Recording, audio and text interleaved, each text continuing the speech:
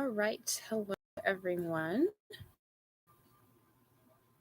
Hey, you have tuned in that girl, Jenna Karasoa.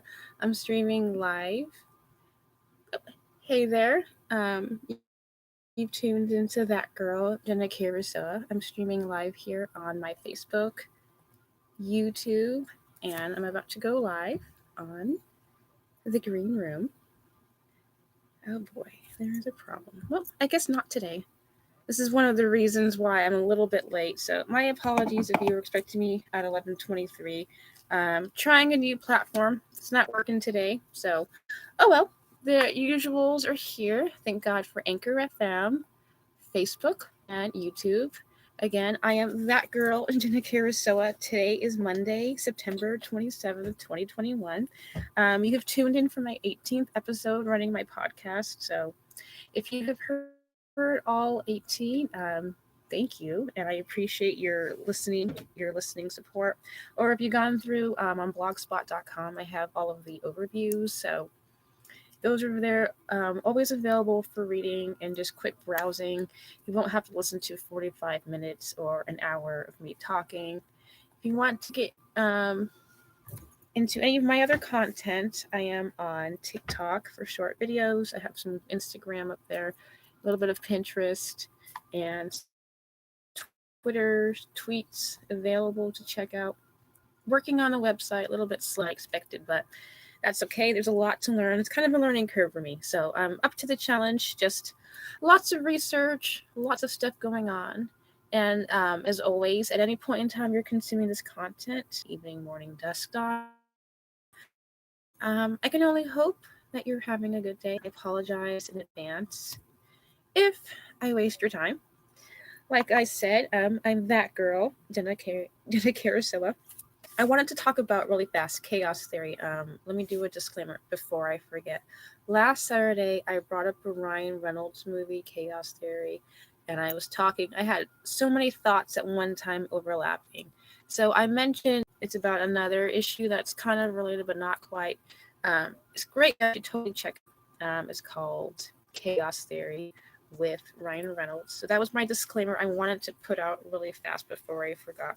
Aside from that, though, on Saturday, I spoke about the extremes and bringing awareness to the mental health crisis situation that's going on in the LGBT community, and being able to speak a little article I shared about during the Trump administration, they noted illness within the LGBT community.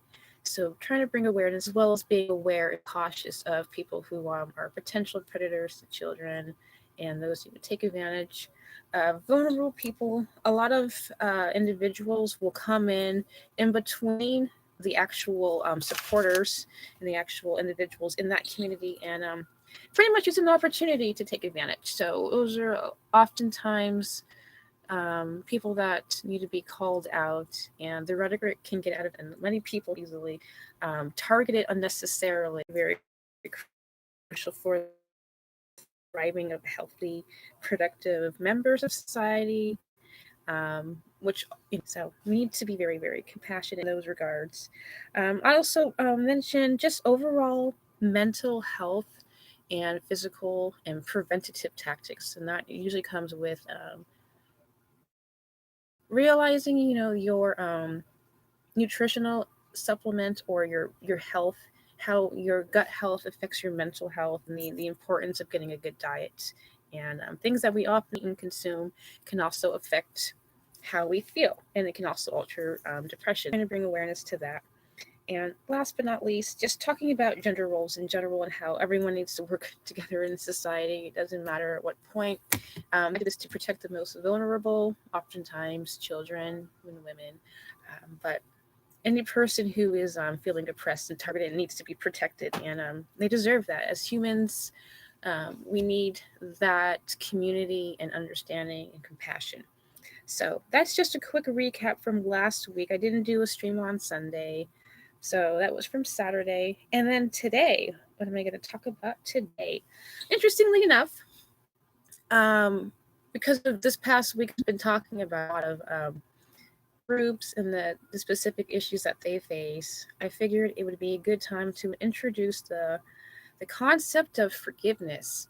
And at one point in time, or what point in time, can you actually trust someone again?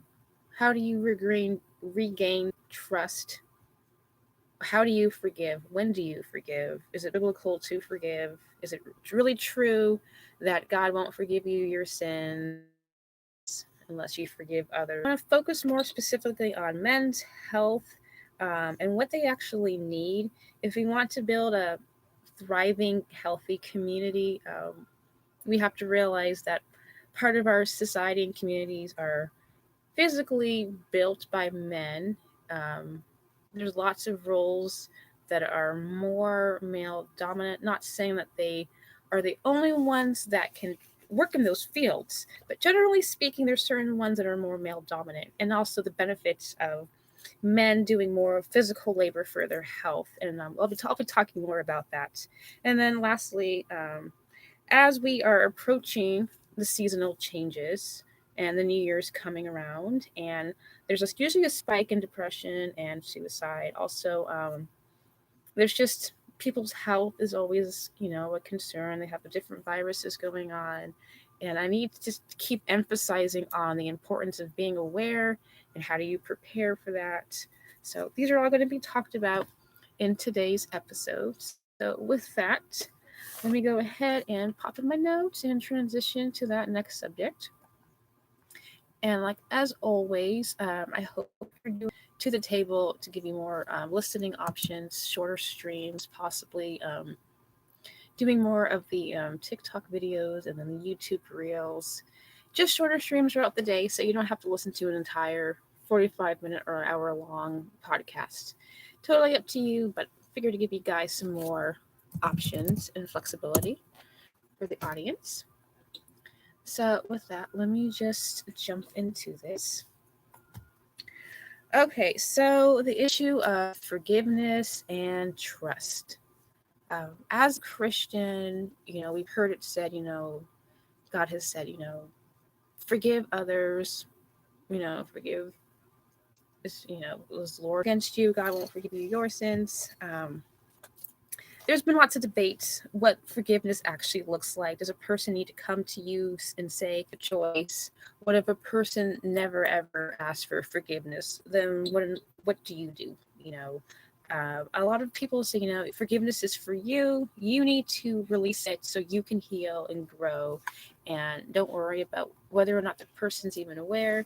I've heard another one more recently where it is that person's responsibility to repent and for them to make peace with you. If they are aware of what they've done to hurt you or offend, who's taking the offense needs to have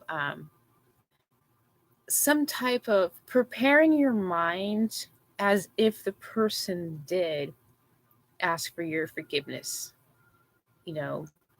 to heard it explained. But most importantly, you need to have a state of mind in your head prepared as if that person has already requested your forgiveness. So for me, definitely for your own mental well-being, to just assume that whether or not the person's, I suppose the only way for you to get through the situation is to have your mind in that state and open and prepared for that conversation that may never happen. Ultimately, it would be for your best interest to release it and let it go, and to just accept that they're at a different state, or allow the Lord to do his working and his will in that person's life and in your life as well.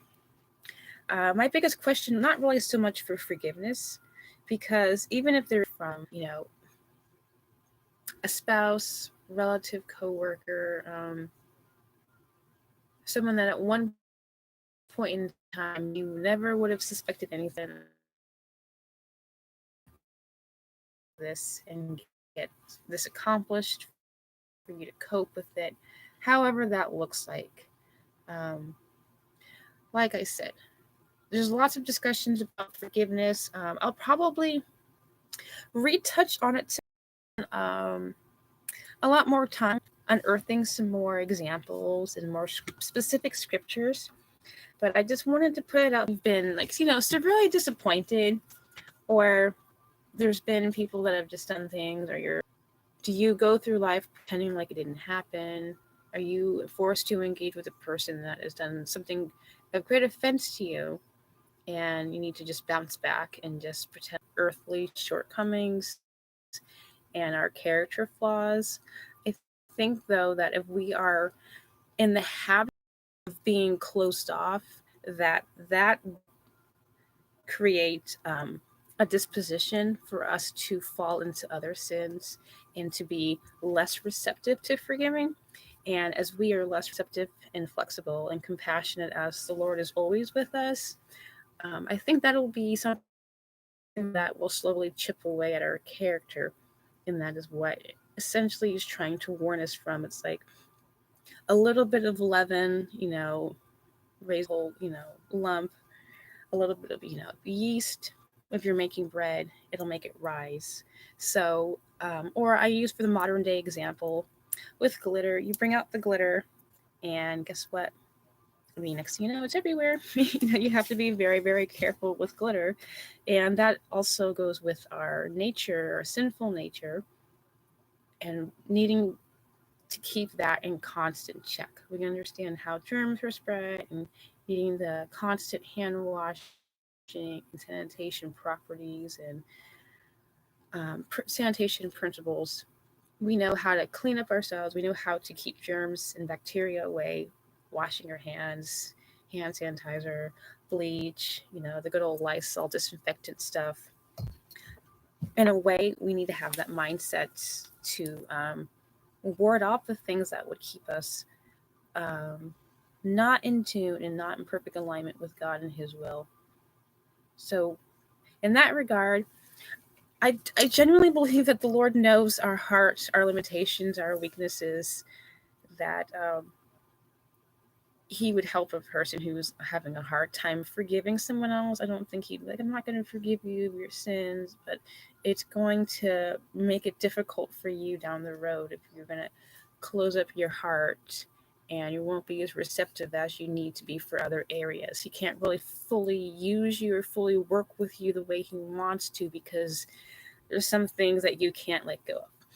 And truth be told, I genuinely do not think that as a loving Father, understanding our weak selves, He would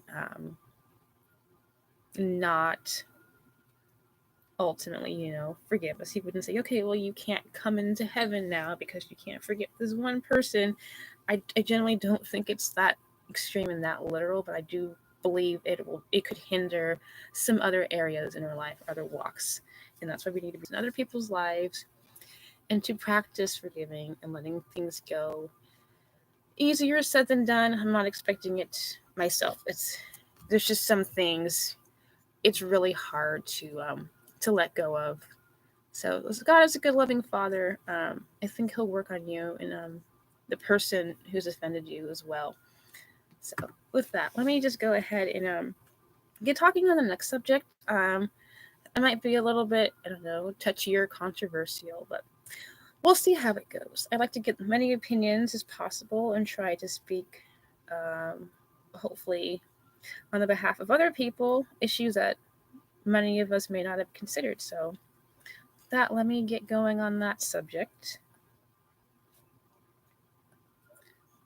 And if you're just tuning in, again, you've tuned into That Girl Donna Carousella. I'm here on Anchor FM, streaming live on Facebook and YouTube. And again, my apologies for being late today, trying out some new platforms with no success, but that's okay.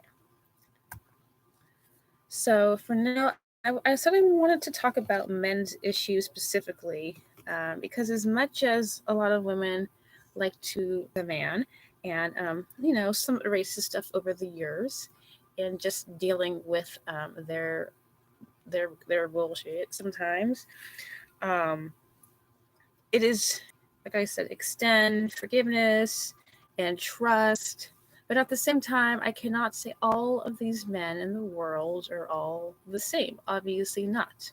And I think it would be doing a huge disservice to everyone in the long run if we just said, "Oh, you men are the same, and you have no reasons." The way that we feel as a female feel about men is like, "Oh, you don't understand us." By the time you got to a certain person, the opinion that you took from them, and it wasn't a clear or an accurate representation of their entire character. Race, Hispanic men, the black man, white man, the red man, the brown man. I don't even really know. Truth be told, um, yeah, I can't speak on specific. I can speak on his issues. As far as the other ones, Hispanic, Asian, Orient, Native, Middle Eastern, any other shades of the rainbow. Don't know too much specifically about the issues that plague their community. So, like I said, I'm just kind of going off of general. But what I've found over the years talking men operate in general, I've come to this wonderful conclusion that men usually do better doing more physical things. Something about with the mental health. Because I've been hearing about, I keep talking about it. It's like you're not hearing about. There's clearly a problem going on in society. We are constantly attached to our phones, the EMF radiation from these things, different devices that we use. We're constantly plugged in and tuned into things. With the last lockdowns, in a seated position, and one of the people being interviewed in this documentary from Food Choices, as well as from Food Choices. And as a man, he talked about some of the issues he went through. And then the documentary also discussed a man-specific issue, I'll just say ED. So they were talking about the diet and how, that is one of the most reversible things is just changing your diet. Most doctors won't tell you it. I'm not saying you have to do this, but those documentaries are about completely a plant-based diet. I personally, myself, cannot commit to a plant-based delicious cream cheese and green onion topping from Bravo Farms. And I've been craving these fries. I could not think of anything else you could pair fries with. I love chili cheese fries. I love carne asada fries. And then I have these wonderful pork fries. And I've been craving them. I need to make my way over to Tulare and get some pork fries. So as far as me living completely plant diet, I was like, that's interesting that they're saying that situation, Edie, could be oftentimes reversed by changing of diet. And then also with the whole mental health thing, feeling like you don't have any purpose, severe depression, lack of energy, lack of duty, or having any place or position in society. Men, especially middle-aged white men, are experiencing some of the highest suicide rates. Most women, there's a lot of support groups for if you go through that time of season of your life, menopause, when all your hormones are all messed up. Women talk about their feelings and their emotions and their problems a lot more. Men, not so much. Their system drop, and that affects your. Most times, society doesn't talk about a lot of the jobs that men once held are being replaced with tech, and people don't have empathy for some of the issues that men face, especially the middle-aged white man. I know with Black men, there's a lot of issues going on with their health as well. Again, a lot of it's related to diet, and exercise, which I find really interesting. I'm going to take a little side bunny trail because, we've got this whole issue with the virus going on. And you would think that, hey, you know what, we should really encourage healthy living and healthy lifestyles. Now, what did they close down? They forced the mom and pop stores to close, local businesses, but the big box stores stayed open. The fast food restaurants stayed open. They were doing, I know, dispensaries in my area were doing deliveries, Grubhub was busting. Like, I remember at one point in time, dude, I could order some food at like 9:30 at night and have it at my house. After the pandemic occurred, I remember trying to order food, and then like the site was breaking down. So I called the store. They're just like, yeah, if you don't get your order in like at least 2 hours in advance, yeah, they were just food deliveries from the fast food places were like going off the charts. It was ridiculous. I live in a small community, food deliveries, but I find it fascinating that fast food joints, liquor, vices, no problem getting access to it, even though it doesn't help at all or contribute to your health. And then they're surprised that everyone's unhealthy and they're depressed and they're gaining weight and we're experiencing all these health problems. So to me, it's an indication of what is really a priority, and I don't really think it's health. It clearly cannot be health because there's plenty of evidence that says these things are not healthy for us. But I don't know. I'm not going to argue with the government. It all comes down to personal choice. And one of the reasons why I'm up here talking about these things is because it's either people you simply just don't remember. I mean, like if you're overworked, you're overstressed, and you need to eat, you just eat, and that's it's respectful. I mean, you got to take care of yourself, and food is a great way to bring people together, and unifies you. The art of cooking and making food, even if it's from fast food. And I don't want to give fast food a hard time and say the people there don't deserve their pay. At one point in time, someone's like started this restaurant because they wanted to share their food and their love for food. And it's not the fast food's job or their responsibility to keep you healthy. You can make your own choices. That's what you're supposed to do. This is what makes this country great. So you have the choice to eat these. Convenient. It's there for not trying to disparage the companies, the franchise owners from conducting their business. Just trying to bring awareness, though. Some of these options aren't the best. And as far as men's health in general, and especially now that we're fast approaching to the winter season, we need to be aware of how the food choices and the sedentary lifestyle is going to be affecting us in the long run. I personally always will eat a cheeseburger. We got this great burger joint here with the best Philly cheesesteaks, and I will go down on some Philly cheesesteak. The issue, though, pressure, you got type 2 diabetes. You have people who are experiencing lots of complications, and with the virus, the different strains coming, going to affect a lot of the virus and some of the mortality rates. Like I think at one point, without the technology that we have, most of the physical labor was done by men. And we've encouraged a lot of people to go to colleges and get these jobs on trade jobs.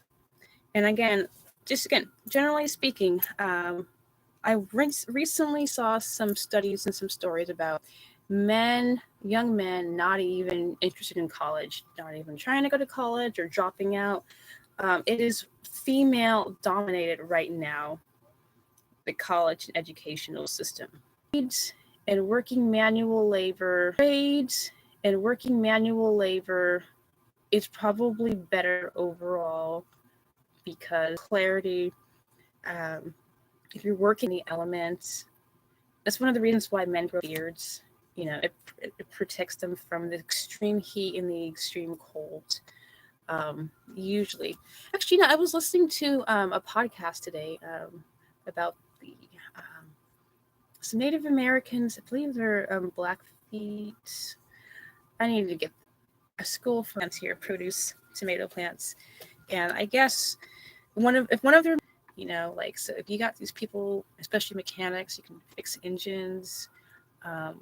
It's amazing the amount of work and technical skill that goes into it. But there are jobs out there, and instead of everyone saying, "Oh, you have to go to college, sit in an office with artificial light, eating the unhealthy food and not moving," and then you're wondering why things in your body aren't working, and then the doctor just gives you a pill and gives you a pill. there's other ways to combat some of these issues. And a lot of times it's, change up.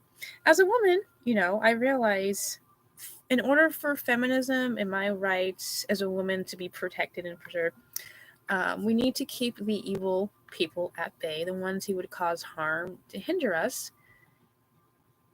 And men, the weak and the vulnerable, and protect your. If you want to take it even further, I mean, he made Adam first. So with that comes responsibility. And when it came time for Eve getting deceived by the serpent, what did God say? Or what did he say to God? Oh, it was the woman that you gave me? You totally just threw her under the bus, just totally casted shade on her. It's like, no, Adam, see it. And for you to use your hand, your muscle memory, and just to sit there and patiently write things out. There was an article about Jeff Bezos or Bezos, I'm not sure how you pronounce his name, the dude from Amazon, and he says, according to the article that I read, when it comes time for meetings, he uses a writing technique where everyone in the meeting, at one point in time, they're supposed to write out their questions or write different things out to be discussed. So it's a lot of quiet time first, and it's just them writing, and then that allows for you to really think about what you want to say, for you to process everything, and then continue with talking.